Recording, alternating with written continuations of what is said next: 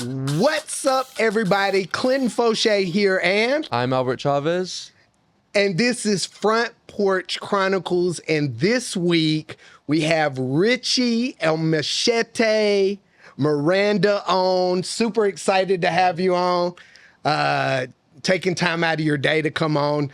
I know you just got back yesterday from Cubs fight. How was it out there in Vegas? First of all, thank you guys for having me. Of course, appreciate taking the time to get me in here. Definitely. But we got back yesterday. Cubs fight was not.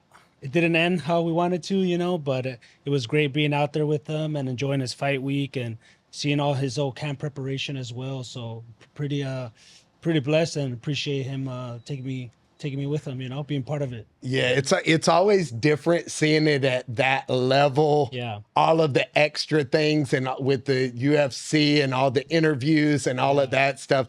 It's always crazy to me because people don't have in their mind all of the stuff. They think you just show up and you just fight or you just jump on the mic and you do whatever. They don't understand all of the Was that your first time being in the corner?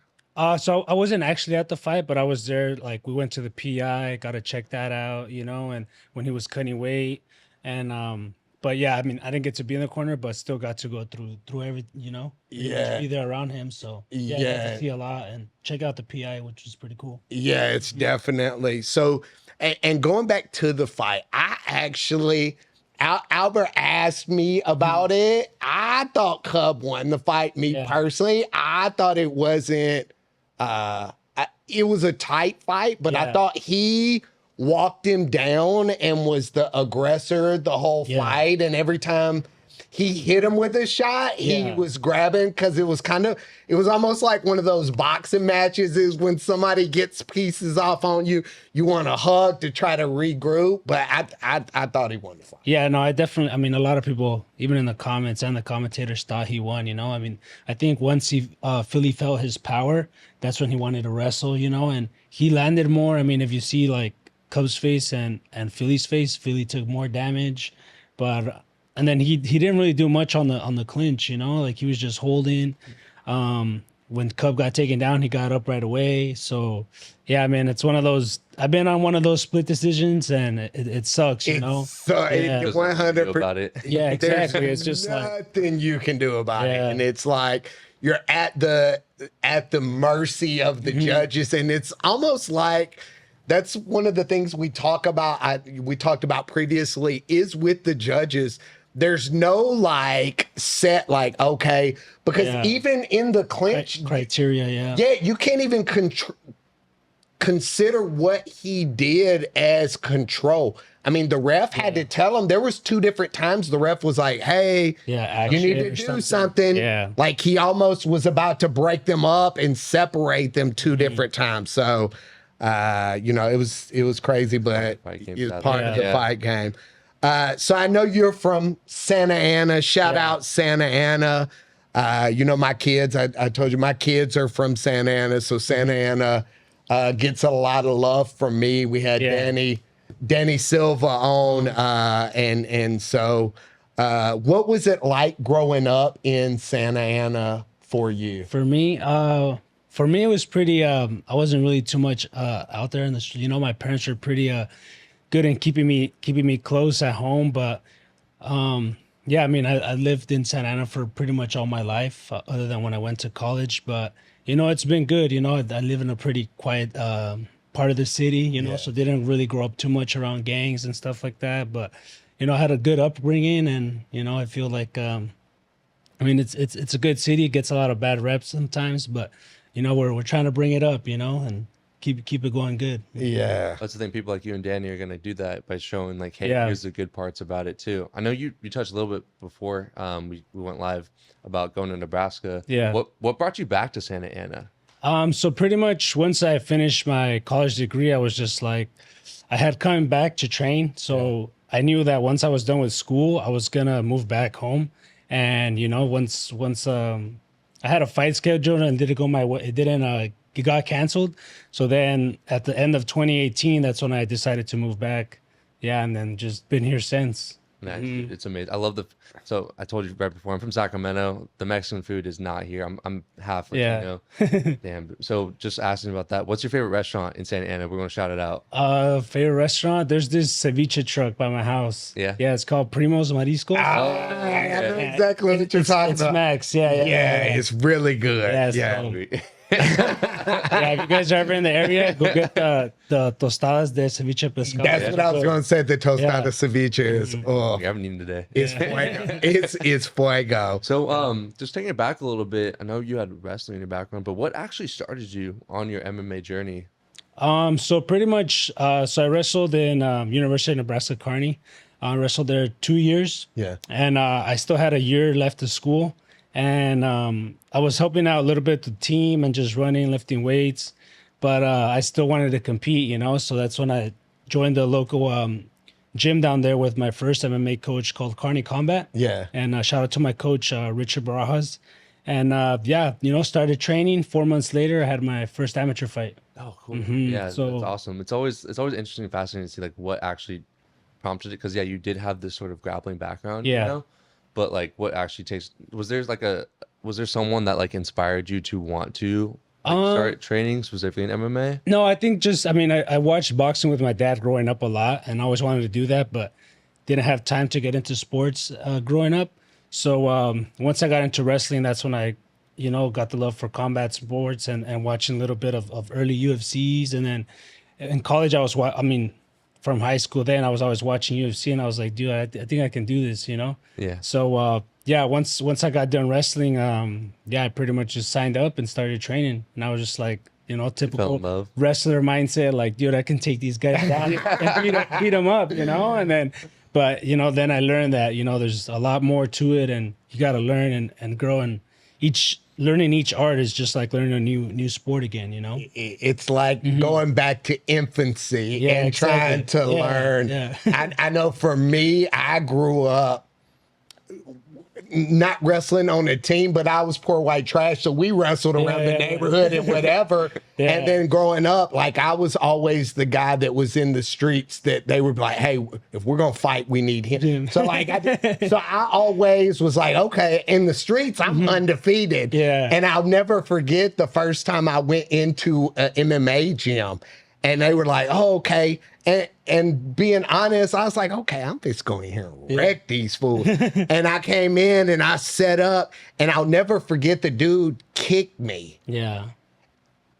And a tear, not like I was crying, but it was almost like when you get your ear pierced or whatever. Yeah, it's that sting. something, it's that little sting that you I'll never forget. I was like, did this dude just, in my mind, I was like, I had to almost look down because I was like, did this dude pull out a hatchet and hit me in the leg? Because you don't understand how bad leg kicks hurt. And so there's always levels to the game, and learning each one of the arts is insane. Yeah, no, it's a trip, It's just like, damn, like you think you're doing it right, but you're like, fuck no, I look dumb, like. And then you train with somebody that is elite in that art, and then you're like, okay, like this okay, this is what it is to be legit in this. Exactly. So, when did you actually start? What age? How old were you when you started? So I started training MMA around 23. 23. Okay. Yeah. That seems about when did you start training? About that same time? No, I was old. I was like 35, 36. Yeah. And it was kind of similar. Like I probably was having a midlife crisis before I was a midlife crisis. Yeah. And so I had a patient. I worked for a medical equipment company, and I had a patient die in front of me. And it was like one of those things, like if you've ever seen that movie, The Bucket List. Like I sat down and I was like, I don't want to die sitting here wondering what it would have been like to do all of these things. And I went and signed up, and, kind of similar. They were like, oh, you need to be training for a while. And I was like 4 months into it, and I was like, I'm ready for a fight. And they're like, bro, you got to train a year before you can even. And I'm like, no, put me in, coach. Let me do what I can do. And I went in there. I went 1-1, and then I was like, bro, I'm too old. Yeah. And then number two, it wasn't enough money for me at that time. And it wasn't like I could have a sustainable career at 35, 36 years old. So the writing was on the wall. Luckily, I listened to it and was like, hey, you know what? I don't want to be, a gimp. So that's cool, though. At least you got to experience what it's like, Like, not a lot of people get to do that. No. Let alone step in a cage and actually fight, And people don't know the I'll never forget the first time. And when that octagon closes, because you have all these things in your mind, and it's kind of like you have all of these things planned. Like you're like, oh, okay, yeah, when I get in there, I'm going to do this and I'm going to do that. And the game plan is this. And then the cage closes and the guy looks in like, are you ready? And it's like everything goes to hell. Like for me, I was like, okay, I ain't trying to get knocked out in front of my kids. My kids were there. I ain't trying to get knocked out in front of my friends. Yeah. Oh, what was I supposed to do again? Oh, crap. Okay, yeah. We're in a fight.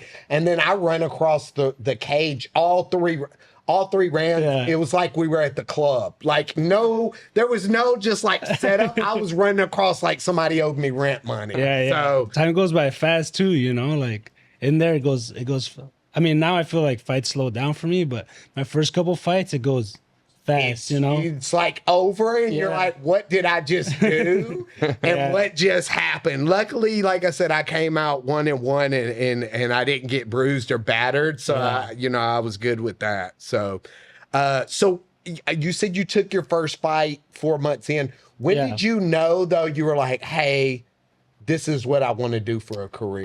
It was after that fight. I mean, my parents too, I remember I called them up probably like, I want to say maybe like November or something, because the fight was scheduled for February. And I was just like, I just agreed to a fight, so I'm going to fight. And they're like, what? And then they were cool with it, but at first they were like I don't know, this and that. But then I guess once they saw what I could do in that fight, they're like, all right, he can do it. He has a future in this. So, I mean, it was pretty much that first fight. Yeah. You just you wanted more of it. I just craved that adrenaline and just like I just like the whole process. Like training for a fight.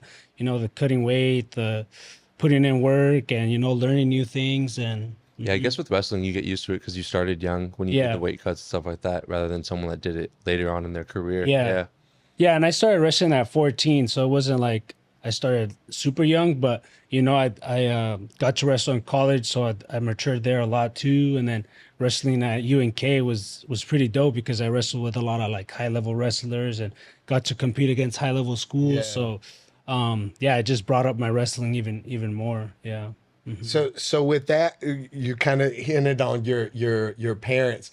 What was their reaction when you first said, "Hey, this is gonna be my career"? Well, they were like, "What?" They're like, "We sent you to school to get a degree." They're like, "What do you mean you're gonna fight?" And I'm like, "Yeah, I started training and I just agreed to a fight in February." So I was like, I got like, 2 months to train, and they're like, "All right, well, we'll support you," and. After that first fight, just they were with it. So does your mom come to your fights? Does she watch? Yeah. She they go to pretty much all local fights, and then depending on most of my fights been out of state with LFA. Yeah. But all the local fights they're there, and then they went to the one in Texas. But her and my dad. My dad's a little bit more calm.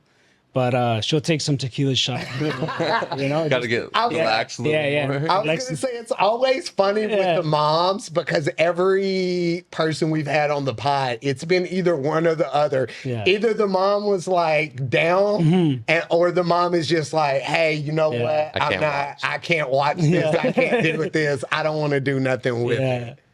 Yeah. So we know that you have like. Obviously, life as a fighter is crazy. You have to do everything from training to weight cutting to like just having a social life. So how do you manage yourself in balancing a professional career with having like an actual life too?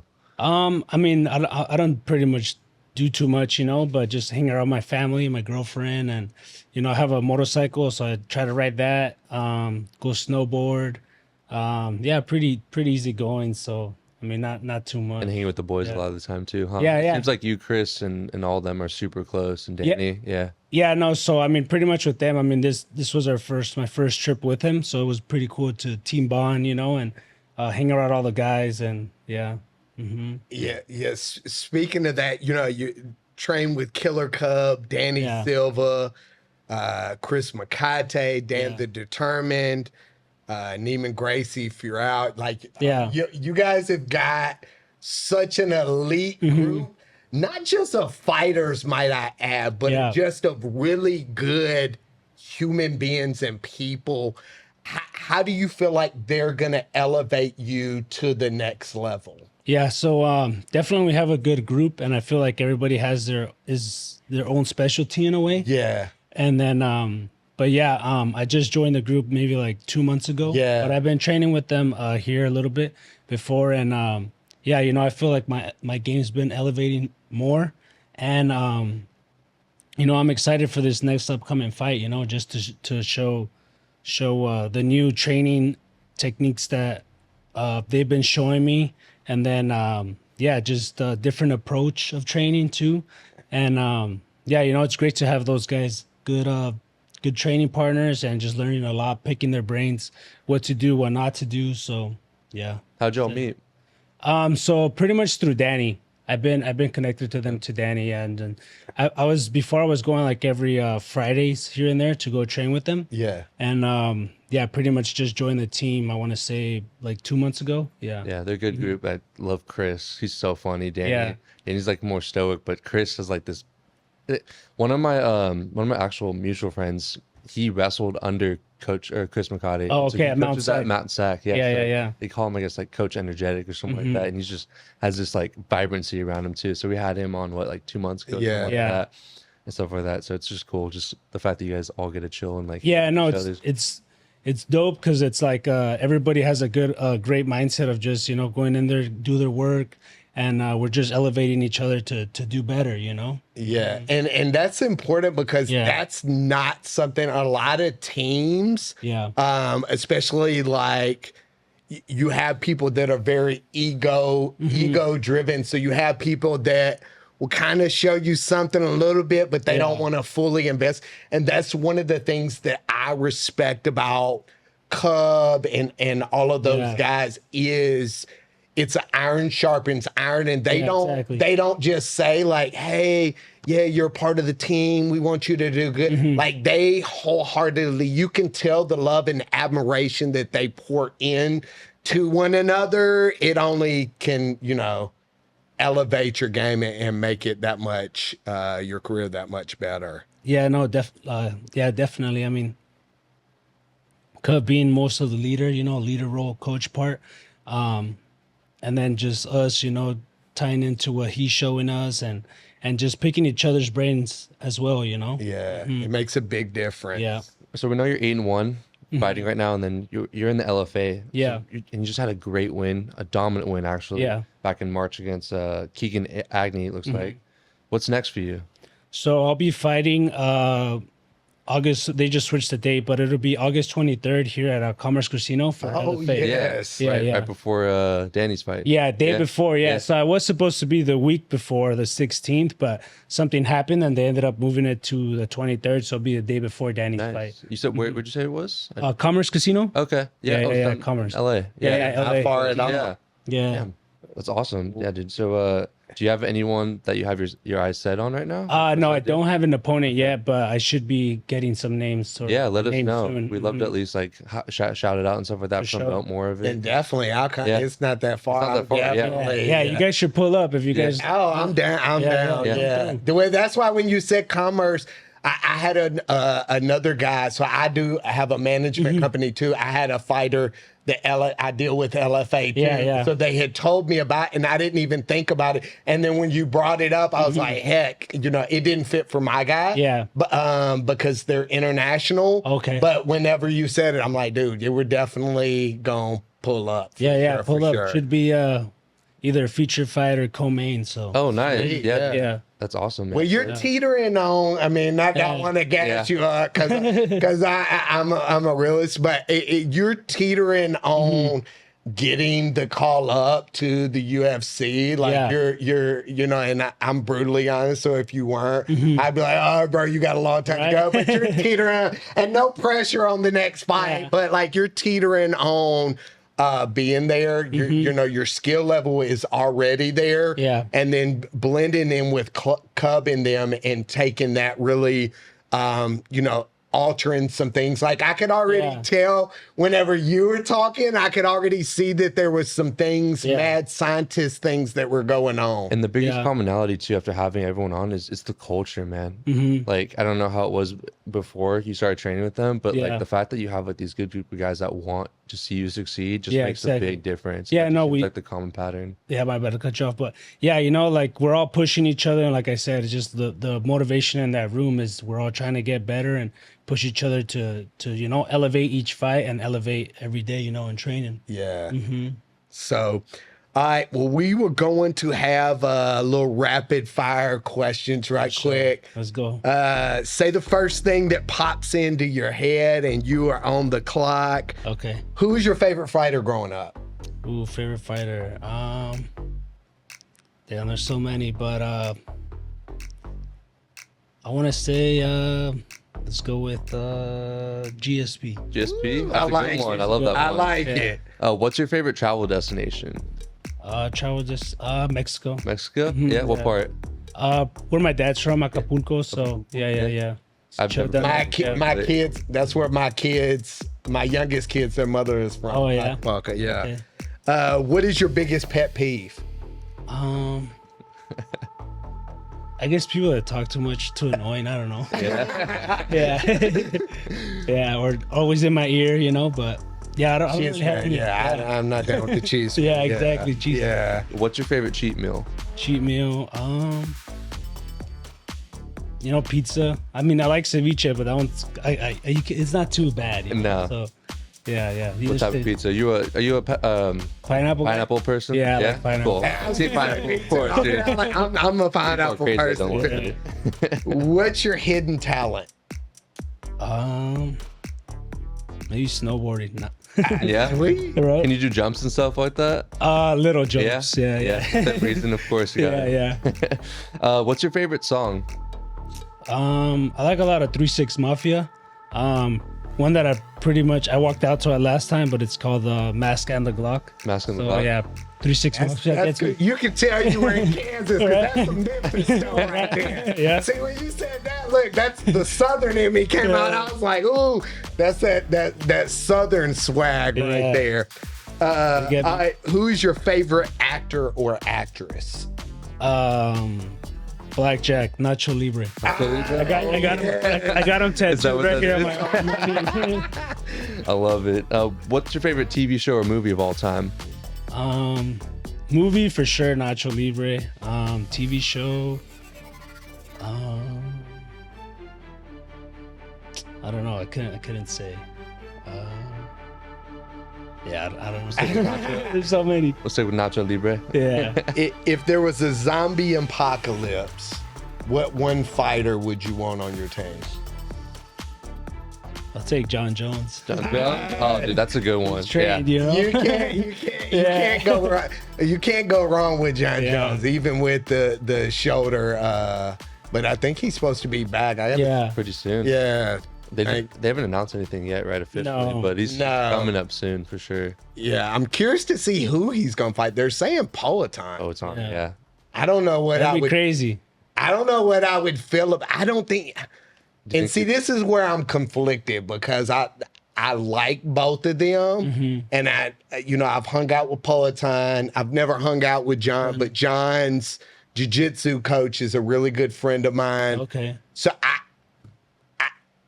I want to say there's nobody that can beat John Jones, but if there was ever somebody to beat John Jones, could be Politan. It could be Politan. Yeah. So that would be an epic.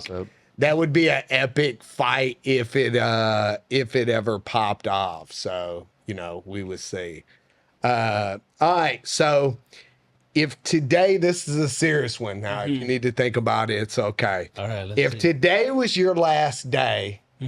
What would you want Richie Miranda to be remembered for? I guess just a good person. I mean, I feel like pretty easy going, easy to talk to, and just my fighting style. I guess I always bring it. Always going in there looking for the kill, and yeah, you know, pretty much. Well, you can tell that you have this very calm, cool, collected, naturally good energy like about you. I always read people. Yeah. So like you could tell like even when, but then again, like with the people you're hanging with, it's one of those things, birds of a feather flock together. Exactly, Yeah. So you're a lot like, your personality is a lot like Danny's, where you're like, you have this very quiet, calm, cool, collected, but you just have this very natural, good energy about you. Thank you. And The thing, you probably let the game come to you a little bit. You know, you've been at the collegiate level already, so you already have dealt with people at like the top of their games, right? Yeah, so now it's just okay, what's the next thing? What's the next thing we're going after? And now it's in combat sports, right? Yeah. And so it's just cool to watch and witness, even just from our little interactions of like how like stoic you are in this, and like you just are ready to embrace the moment. So we're rooting for you and excited for that August 23rd fight whenever you actually get the opponent. Yeah. So, yeah. Thank you guys. yeah, when are they supposed to do? I should be getting some names soon. So Cool. either a name or a couple names. I don't know. We'll see. All right, sweet. Yeah. Well, we'll definitely be there. Let us know when. We thank you so much for coming on, and we would definitely be there to cheer you on. Appreciate And it. if you need anything from us, we're always here. Cool. Thank you. Thanks for coming by, thank you, brother. brother. Appreciate Appreciate it. you. Yeah. Thank you guys for having me. And, you know, chopping time, August 23rd. Tune in. We will be there. Yeah. Take it easy, brother.